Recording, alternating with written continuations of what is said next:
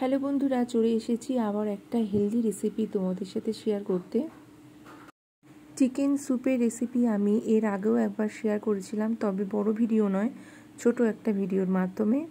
সেই ভিডিওটা আমি এর সঙ্গে অ্যাড করে দেব। আজকে আমি তৈরি করছি চিকেন সুইট কর্ন স্যুপ। আর সেটা কিভাবে তৈরি করছি চলো তোমরা দেখে নাও। প্রথমে চিকেনগুলোকে গরম জলে সিদ্ধ করে নেব। রোজকার তেল মরিচ মশলা খাওয়ার চেয়ে মাঝে মধ্যে কিন্তু একটু এরকম খাবার খেতেও ভালো লাগে। চিকেনগুলো সিদ্ধ করার জন্য এখানে হাফ চামচ নুন দিয়ে দিয়েছি। এখানে চিকেনগুলোকে আগে সিদ্ধ করে নিচ্ছি। চিকেন না সিদ্ধ করেও কিন্তু করা যায়। বোনলেস চিকেন থাকলে সেগুলো ছোট ছোট করে সরু সরু করে কেটে নিয়ে সেগুলো ভেজেও এই স্যুপ তৈরি করা যায়। এটা আমি আমার শর্ট ভিডিওতে করেছিলাম। দেখো চিকেনগুলো খুব ভালো সিদ্ধ হয়ে গেছে। চিকেনের এই স্টকটা কিন্তু থাকবে, এটা আমার কাজে লাগবে। এবারে চিকেনগুলো থেকে হাড়গুলো বাদ দিয়ে শুধু মাংসগুলো নিয়ে নেব। দেখো এখানে শুধু সলিড মাংসগুলো রয়েছে, হাড়গুলো বাদ দিয়ে দিয়েছি।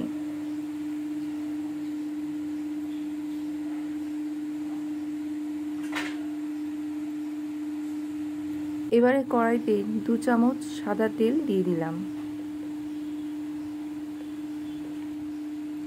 তেলটা একটু গরম হয়ে গেলে এর মধ্যে একটা এলাচ আর একটা লবঙ্গ দিয়ে দিলাম। তারপরে দিয়ে দিলাম গ্রেট করে রাখা আদা রসুনের কুচি। এখানে আমি অর্ধেক গাজর সরু সরু করে কেটে নিয়েছি, তো সেটা আমি দিয়ে দিলাম।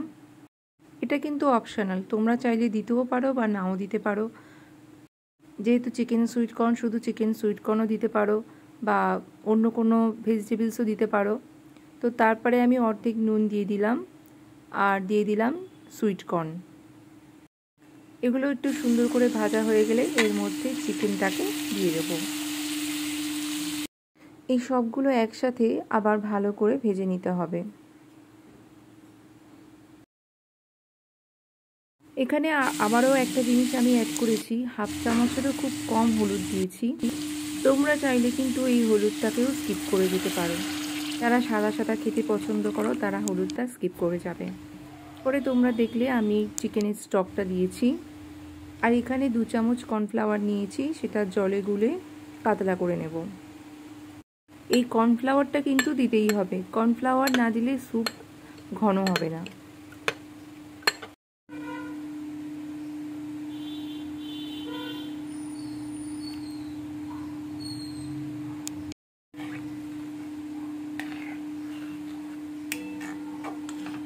দেখো সঙ্গে সঙ্গে কত সুন্দর ঘন হয়ে গেছে স্যুপটা।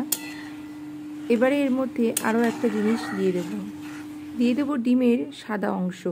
এখানে দেখো ডিমের কুসুমটা ঘেটে গেছে, এটা দেব না, দিয়ে দেবো সাদা অংশটা।